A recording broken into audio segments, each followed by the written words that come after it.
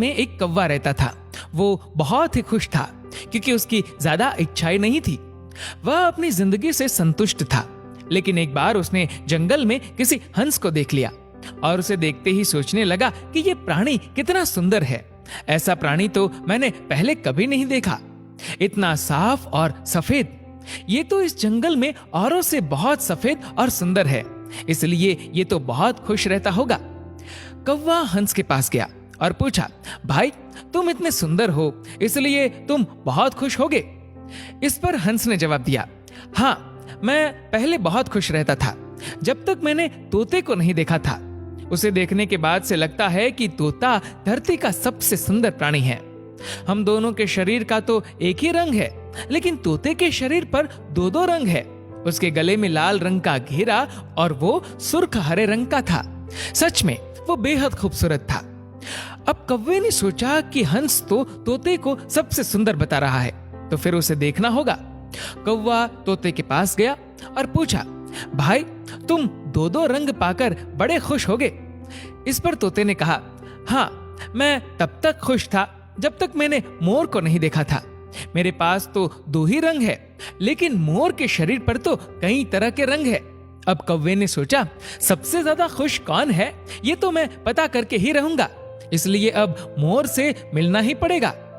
कौवे ने मोर को जंगल में ढूंढा, लेकिन उसे पूरे जंगल में एक भी मोर नहीं मिला और मोर को ढूंढते ढूंढते वह चिड़ियाघर में पहुंच गया तो देखा मोर को देखने बहुत से लोग आए हुए हैं और उसके आसपास अच्छी खासी भीड़ है।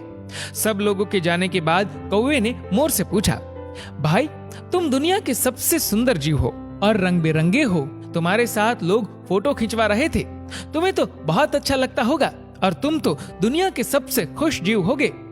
इस पर मोर ने दुखी होते हुए कहा, भाई अगर सुंदर हो तो भी क्या फर्क पड़ता है, मुझे लोग इस चिड़ियाघर में कैद करके रखते हैं, लेकिन तुम्हें तो कोई चिड़ियाघर में कैद करके नहीं रखता और तुम जहां चाहो अपनी मर्जी से घूम फिर सकते हो।